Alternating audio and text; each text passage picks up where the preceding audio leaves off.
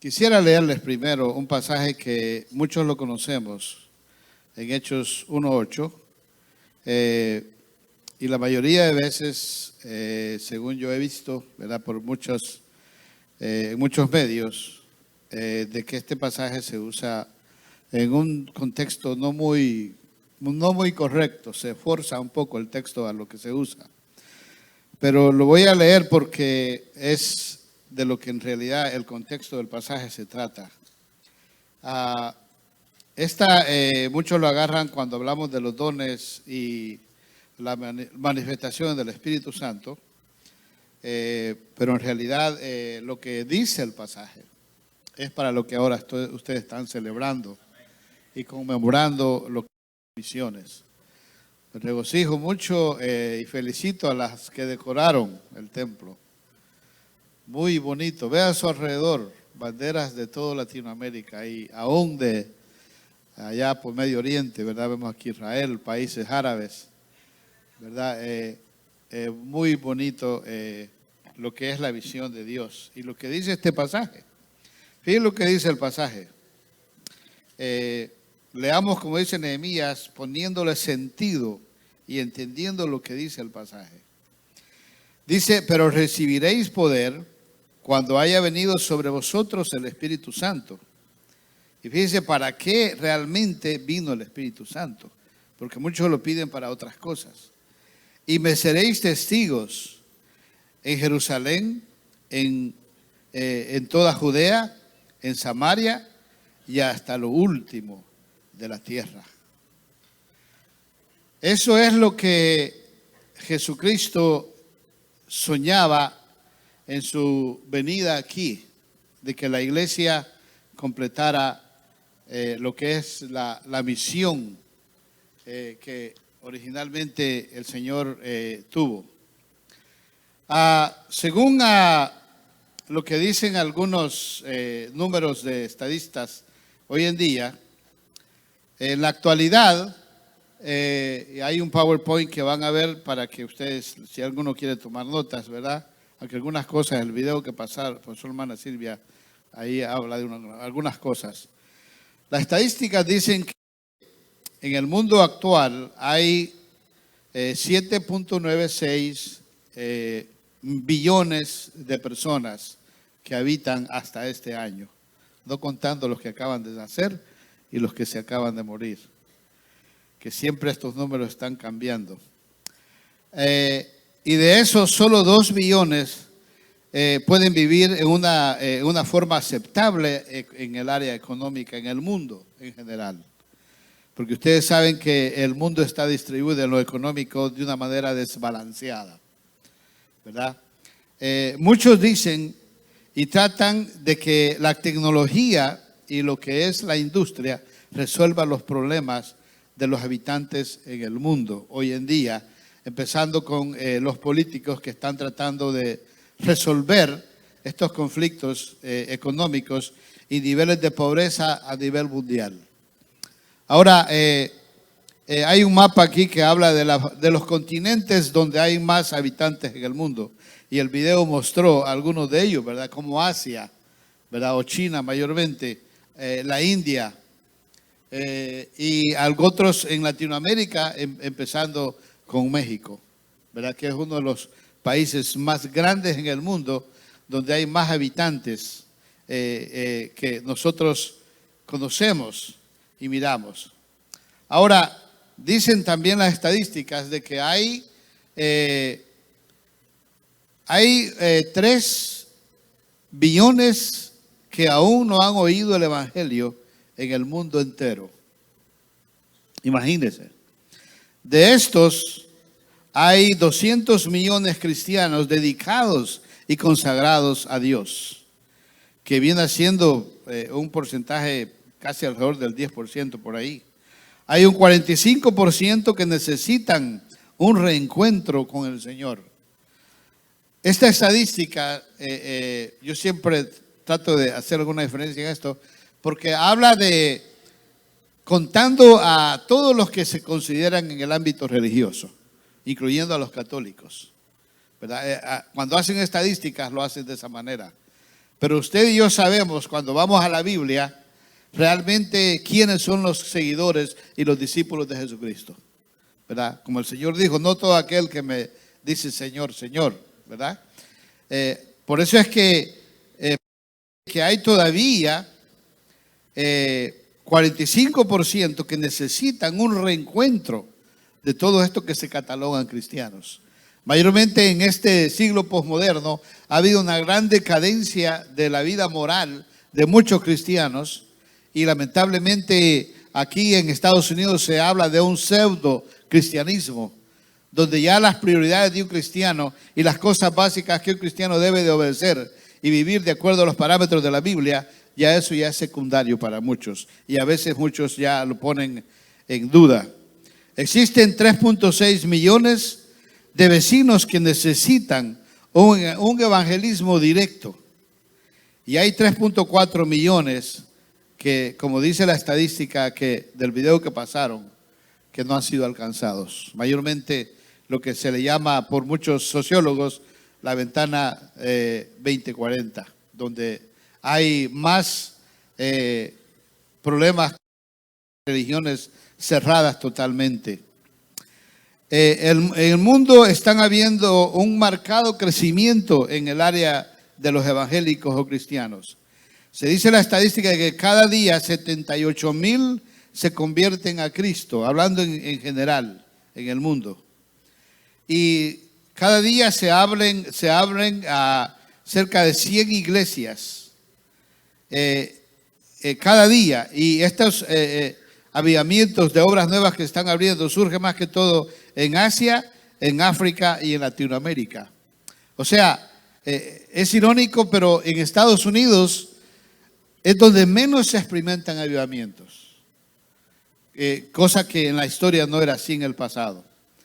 Los pentecostales, dicen las estadísticas, que han crecido a un número inalcanzable desde el 1995 para acá. Se estima que para el año 2050 la tercera parte del mundo será evangélico.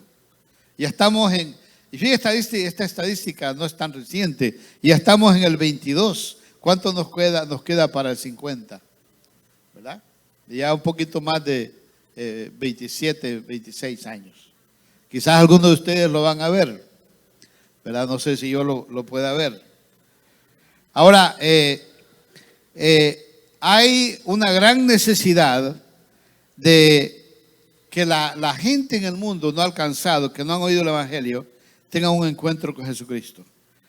Las estadísticas dicen que los avivamientos mayores que están surgiendo ahorita en el mundo se dan o se están dando en África, y que es un país muy pobre, mayormente norte de África, Asia, todo lo que es Asia, mayormente donde están los países donde hay más dificultades, aunque ahora no es como hace 20 años atrás en China, como le llamaban la cortina de bambú, donde no se podía ir a predicar. Ahora es diferente. Igual Rusia es del 91 que cayó y muchos países fueron liberados. O sea, otro continente donde hay mayores avivamientos en la historia es en Latinoamérica. Imagina, muchos de nosotros venimos de Latinoamérica. Aquí hay muchos suramericanos, centroamericanos y aquí pegado aquí en México. Aunque en México todavía no se cataloga como un país realmente evangélico. Dios me ha dado el privilegio de estar en muchos lugares en México porque tenemos iglesias como ustedes que plantan iglesias en diversos lugares y me gusta mucho lo que están haciendo ahora de esto, ¿verdad? Qué bonito.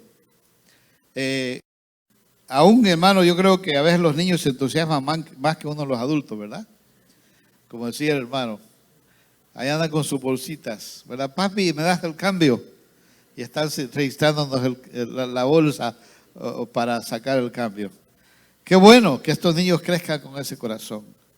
Y esta iglesia me da gusto ver que es una de las pocas iglesias, déjenme decirle, dentro de nuestra denominación o dentro de nuestra región, que ha abierto iglesias en Cuba, 15 iglesias en Cuba.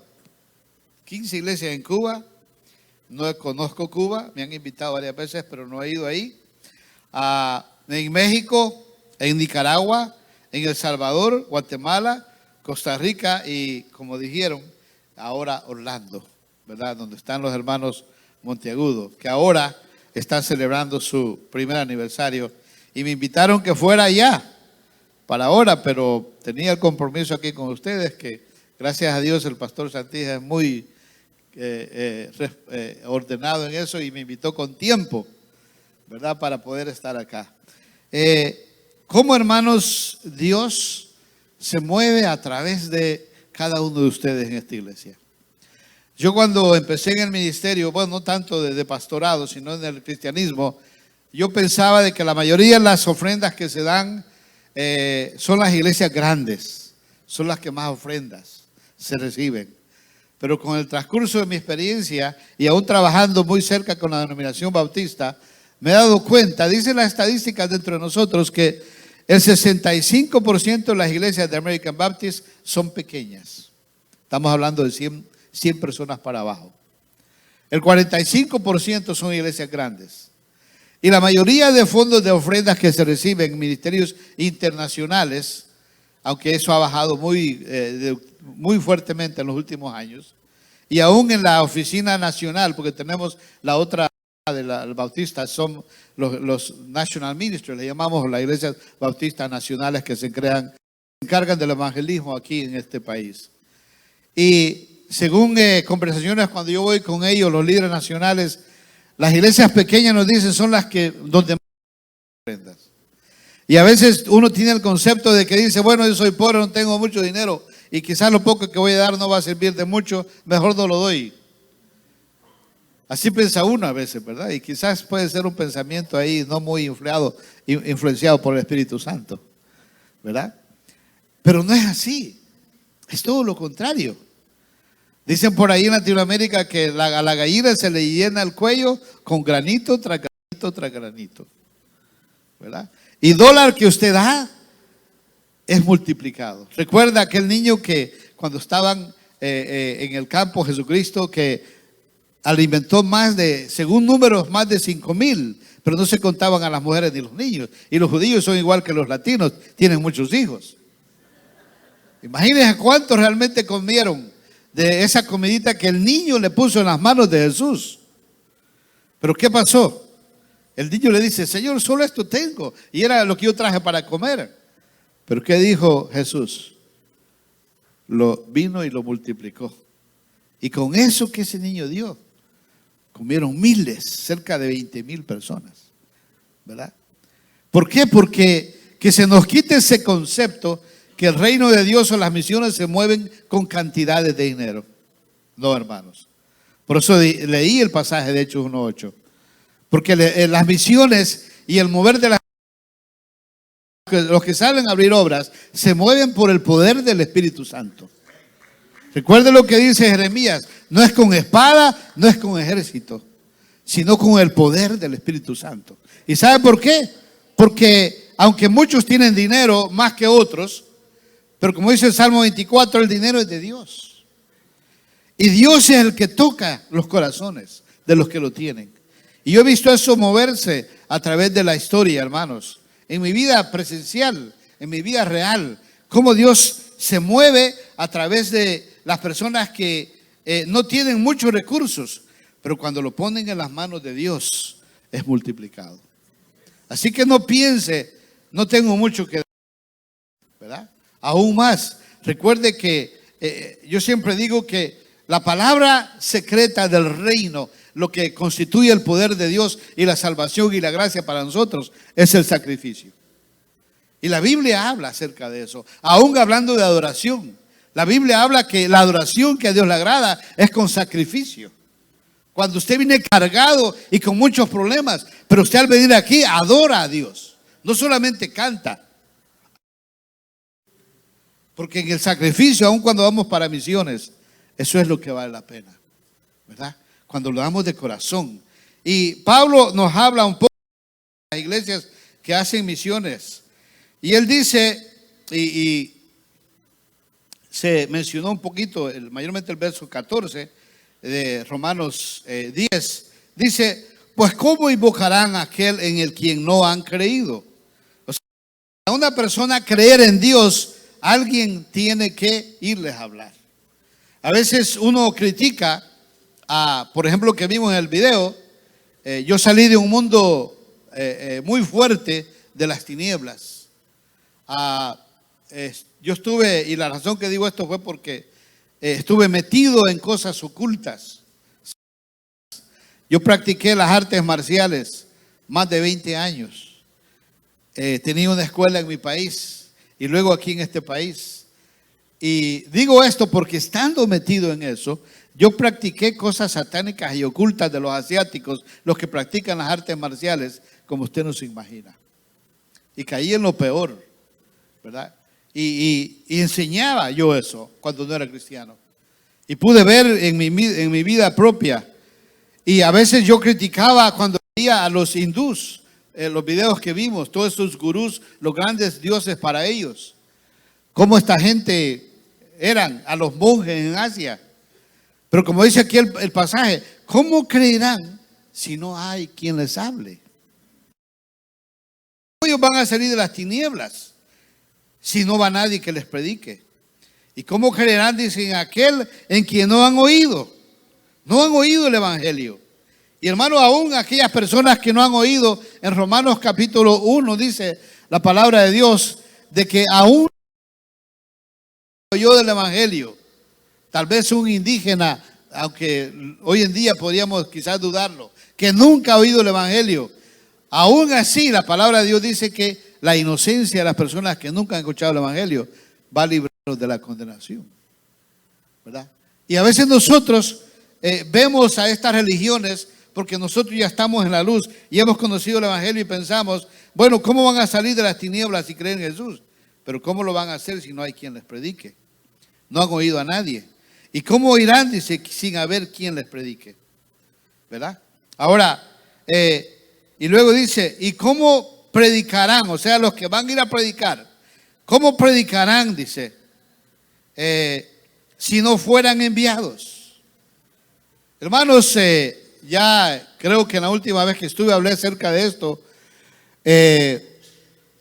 Los que hacen o quien hace misiones no es la denominación. Yo entendí esto hace años cuando vine a trabajar a la región. Hay mucha gente y aún pastores que tienden a pensar de que la denominación o la región nuestra son los que deben de abrir misiones. Pues bíblicamente hablando no es así. Los que deben de abrir misiones y establecer iglesias nuevas son las iglesias locales. Ellos son los que deben de hacerlo.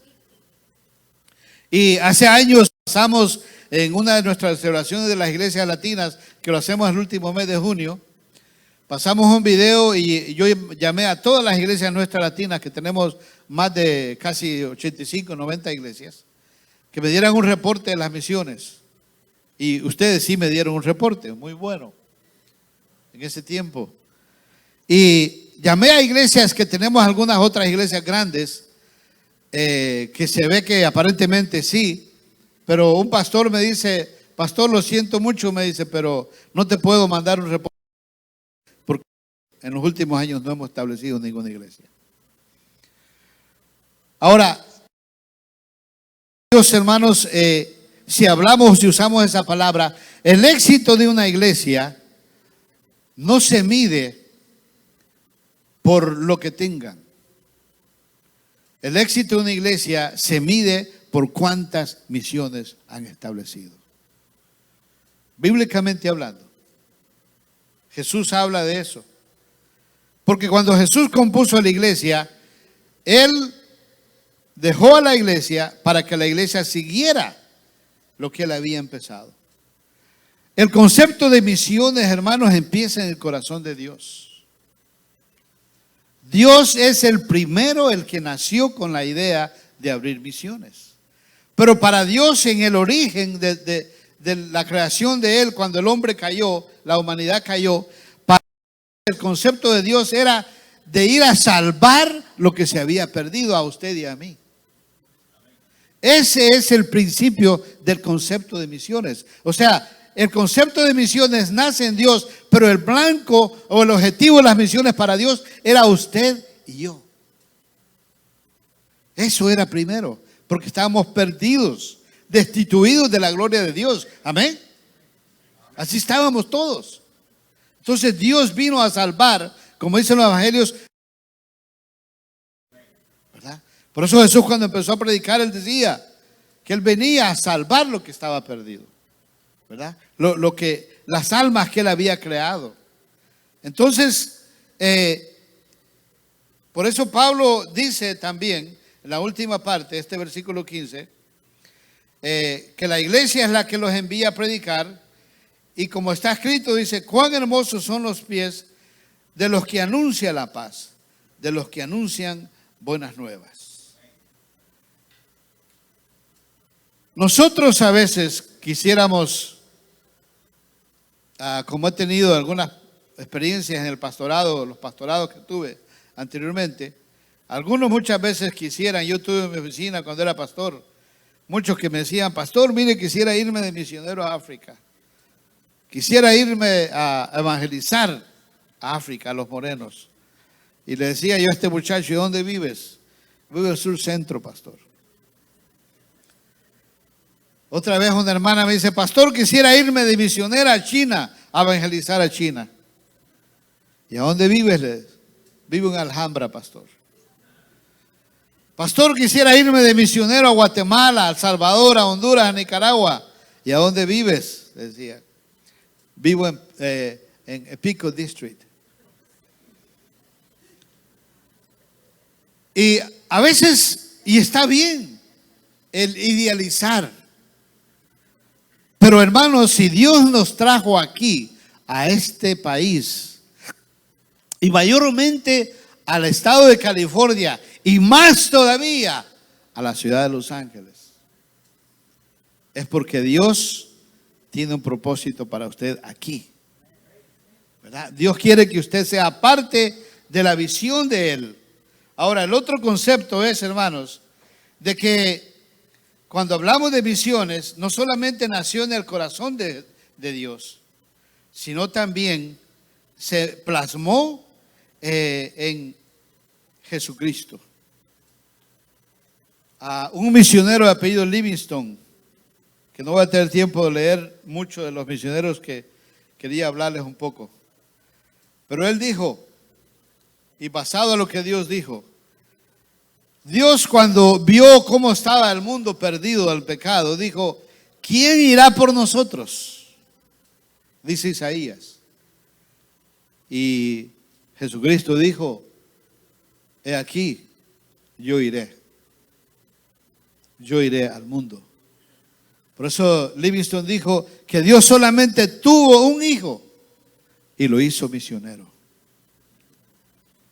Jesús fue el primer misionero, además de haber nacido la visión de venir al mundo a salvarnos, a usted y a mí. Y a veces nosotros dudamos del concepto de misiones o ponemos objetivos o objeciones al concepto de misiones.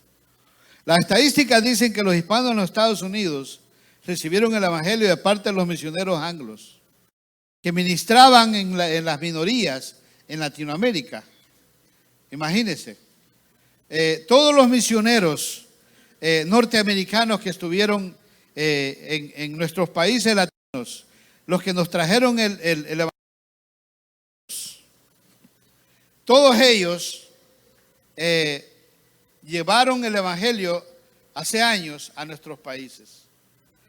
La labor de evangelizar a los hispanos en los Estados Unidos fue pasado a las manos de los anglos, a la responsabilidad ahora a nosotros los hispanos. Las estadísticas dicen, mayormente aquí en California, y es asombroso que hace 5 años atrás, la estadística decía que para el año 2050 los latinos aquí en Estados Unidos ya no iban a ser una minoría, iban a ser mayoría.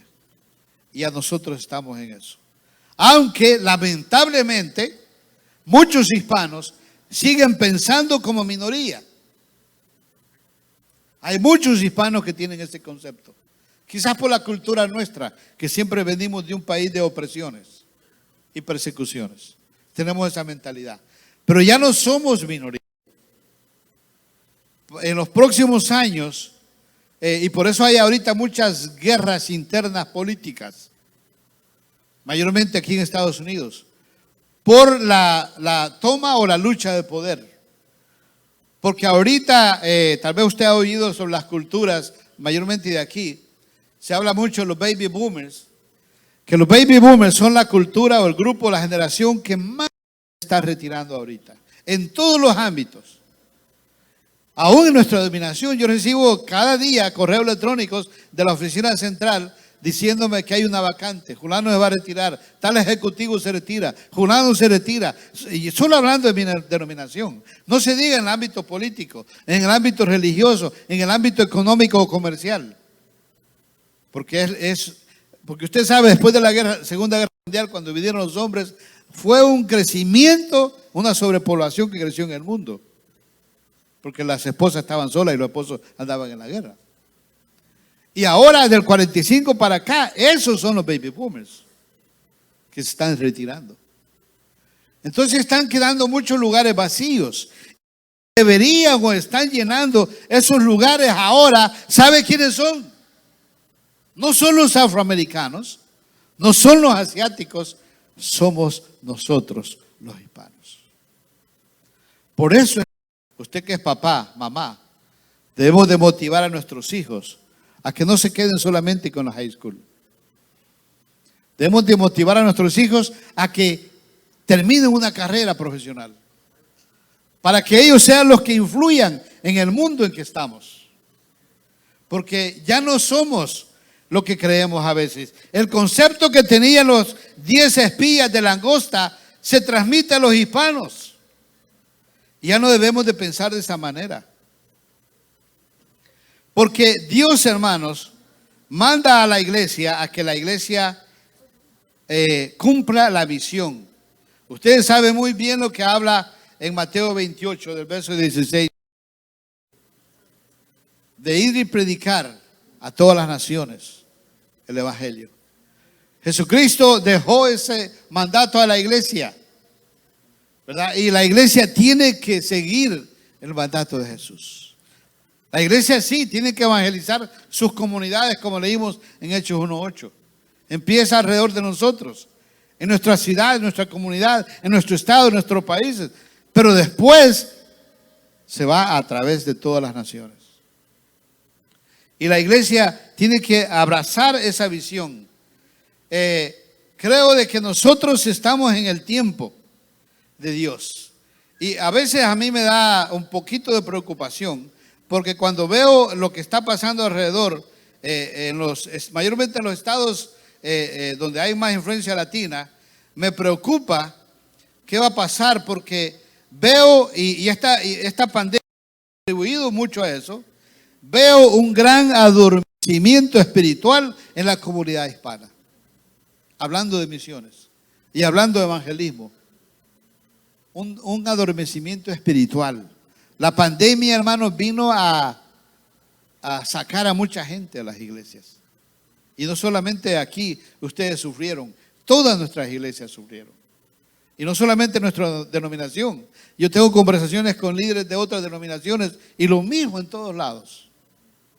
En vez de haber producido un gran avivamiento en la iglesia, la pandemia ha sido lo contrario. Pero yo creo que ya es tiempo de despertar. Es tiempo de que despertemos. Y el tiempo ahora es de nosotros los hispanos, hermanos. Debemos de cumplir la gran comisión. Y me gusta mucho este pasaje que habla el profeta Isaías. Y esto es para la iglesia, a mi manera de ver, aunque es algo profético.